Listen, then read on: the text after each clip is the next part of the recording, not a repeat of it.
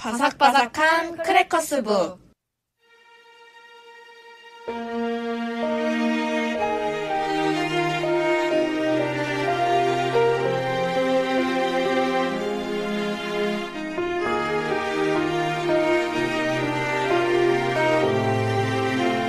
오늘 첫 번째 독립영화 특집의 1부는 윤희에게라는 영화인데요. 네. 제가 간략하게 소개를 해드릴게요.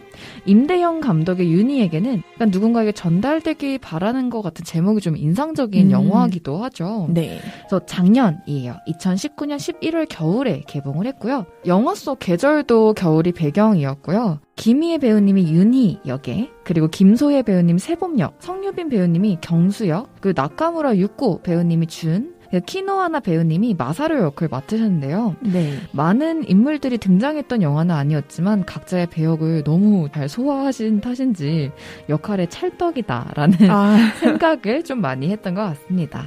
영화의 줄거리를 간략하게 소개해드리자면요. 평범한 일상을 살아가던 윤희에게 한 통의 편지가 도착했는데 그 편지를 딸인 세봄이 읽게 돼요. 이후 세봄은 편지를 발송한 사람이 살고 있는 일본의 어느 지역으로 엄마에게 여행을 제안하고 같이 떠나게 되는데요. 이곳에서 윤희는 첫사랑을 만날 수도 있겠다는 기대를 품으면서 조금씩 분위기가 바뀌어가는 모습을 보게 됩니다. 저는 그 윤희가 한 아이의 엄마로서 한국에서 살다가 일본에 와서 옷차림이 변하잖아요. 맞아요. 뭐 원래 패딩 입고 다녔다면 좀 코트도 입어보고 초록색 머플러도 두르고 맞아요.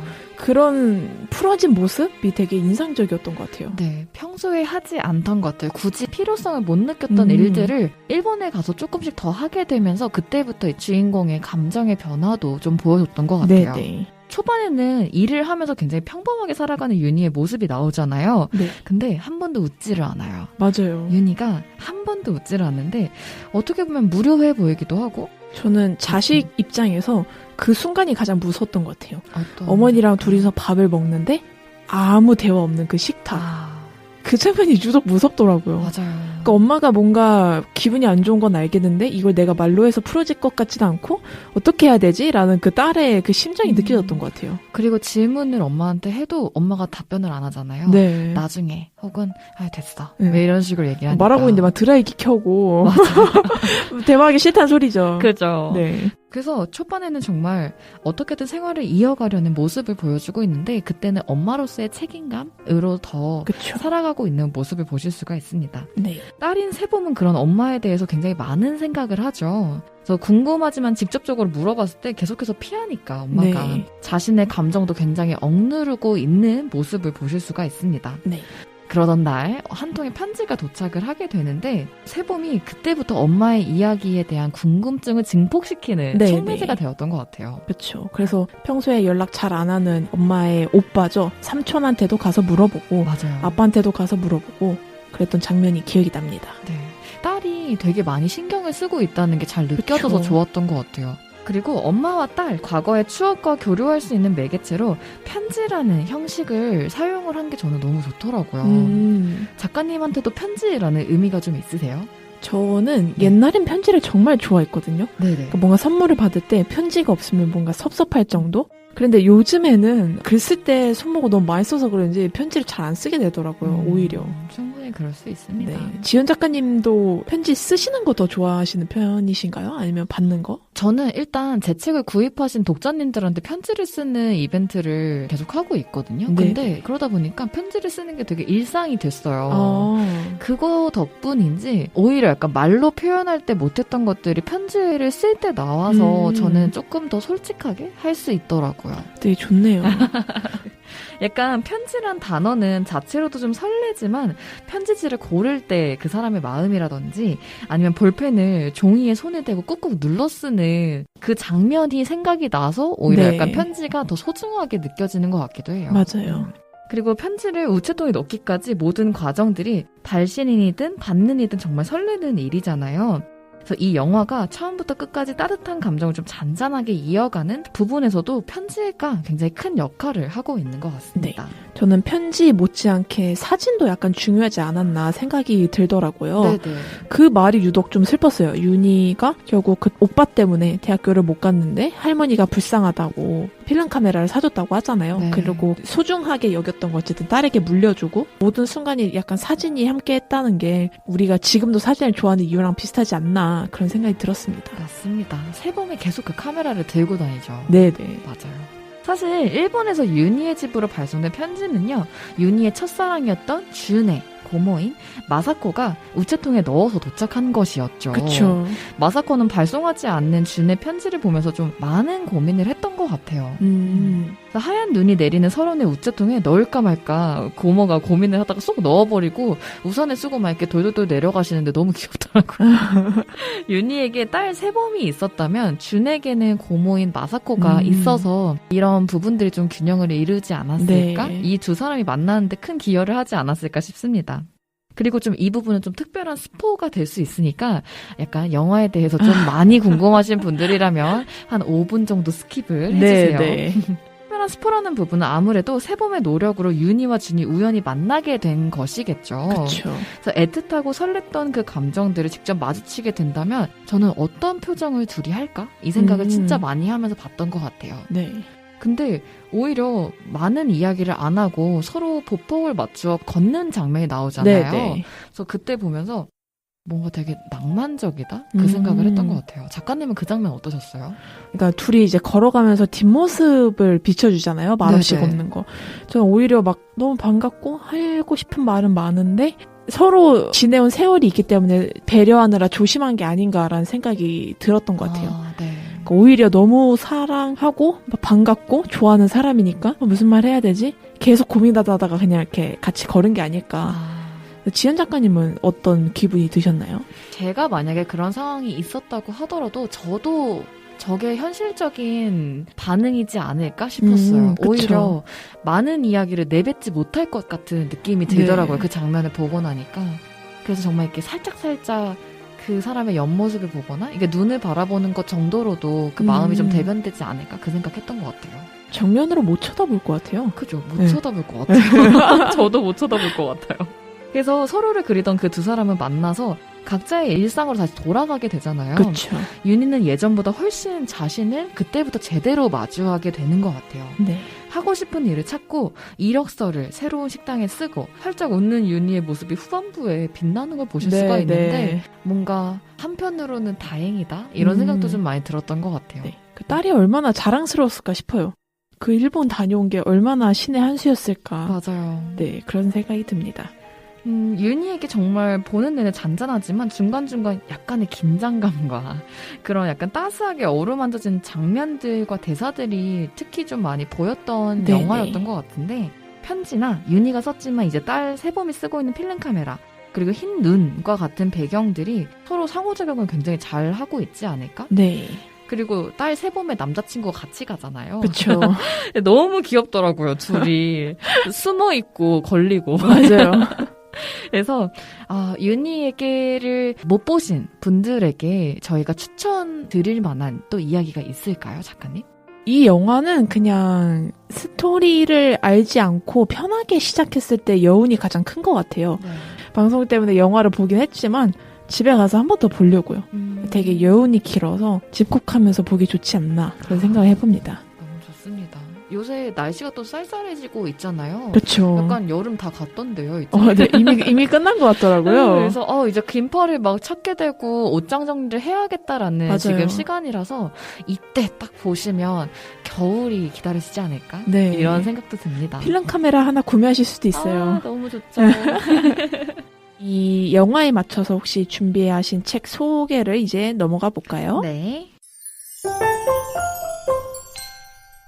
네, 저는 독립영화 윤희에게 맞춰서 책 아빠는 오늘도 너와의 하루를 연결해 보곤 해를 네네. 가져왔습니다. 부제가 되게 인상적이죠. 훈련소에 입소한 아들에게 보내는 20통의 편지인데요. 네. 이제 출판은 연희출판, 독립출판물이고요. 네. 그리고 쓰신 분이 이리 아빠. 그러니까 여기에 나오는 이제 군대 간 아들의 아빠라는 뜻으로 이리 아빠라고 지으신 것 같아요. 네네. 초반에 보면은 이런 소개가 나와요. 이리 아빠에 대한 소개인데요. 네. 주말 아침마다 커피를 즐겨 내린다. 글로 마음을 표현하기를 좋아한다. 주로 일과 연희에게 편지를 썼다. 그러니까 이제 책을 엮으신 연희 씨의 아버지가 아들인 이리에게 쓴 책인 거죠. 들어가며를 보면은 그러니까 작가님의 형제인 이리 씨가 올해 결혼을 하셨다고 해요. 네. 형제가 나간 방을 청소하다가 그가 군대에 갔을 때 아빠가 썼던 편지를 발견하셨는데 그게 2018년도 당시였다고 해요. 아버지는 퇴근 후 양복을 갈아입기도 전에 컴퓨터 앞에 앉아서 군대 간 아들에게 매일 편지를 쓰기 위해 타자기를 두드리셨는데 그 소리가 어렴풋이 기억이 나신다고 해요. 그때 작가님은 고등학생이었던 것 같더라고요. 네네. 읽어보니까. 그리고 그 뒤에 덧붙인 말이 또 감동적이었는데 읽어볼게요. 네. 사랑한다는 말, 보고 싶다는 말, 타자기로 꾹꾹 눌러 담은 그리움이 다른 누군가에게도 전해지길 바라며 이걸 보면서 무척 인상적이어서 저는 가져와 봤습니다. 표지에 깐난애기죠. 이게 돌돌이 타고 있는 그 아, 깐난애기와 아버지가 그 아이를 정말 사랑스럽게 바라보면서 옛날 필름 카메라로 찍은 사진이 표지에 딱 있는데요. 너무 되게 뭉클하다고 해야 될까요? 네, 표지 네. 자체가 너무 인상적이네요. 색깔도 약간 뭔가 빛바랜 추억의 느낌이라 무척 더 좋았던 것 같아요. 네. 그리고 편지가 20통이 들어있는데 맨 마지막에는 이리 씨가 결혼을 할 때 아버지가 읽었던 축사가 써 있거든요. 네. 맨 처음에 그 아버지가 이제 손수 쓰신 이 축사를 프린트한 거랑 그 이후에 어떤 말을 했는지가 이제 옆으로 나와 있는데 네. 내 자식인 이리와 그 사람과 결혼하는 새아가로 들어오는 분을 얼마나 아끼는지 그게 한눈에 보이더라고요. 저는 이제 20통의 편지 중에 20번째 편지를 조금만 더 소개를 해드리고 싶은데 네. 82페이지에 있어요. 뭔가 삶을 헤쳐나가는 지혜가 아닐까 그런 생각이 들었는데요. 새롭게 사회에 나가는 분들에게도 무척 좋을 것 같아서 한번 읽어보겠습니다. 이라 아빠가 생각할 때 자대에 가서 이등병 생활을 어떻게 보내느냐가 너의 군 생활을 판가름하는 시기가 될 것 같구나. 신병은 10중 8구 다 어리버리하다는 말을 들을 것 같구나. 예전에 아빠도 그랬고 네 선임도 그랬을 거며 분명 너도 그럴 거라 생각한다. 왜냐면 이등병은 군 생활을 모르기 때문에 실수투성이가 될 수밖에 없으니 말이다. 그러니 모든 부대에서 신병이 오면 호기심도 많고 기대도 많이 하게 돼. 그 기대란 실수를 하지 않을 것이라는 기대가 아니라 잠재력 있는 사람이지 않겠느냐는 기대이지. 실수할 것이라는 건 당연하고 네가 어떤 사람인지 모두가 지켜볼 거야.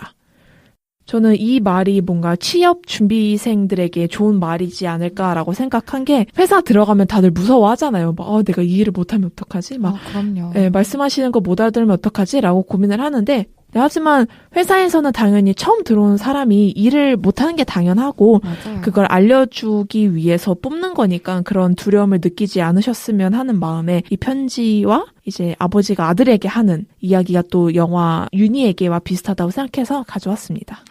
되게 따스한 책인 것 같아요. 네, 진짜 좋아요.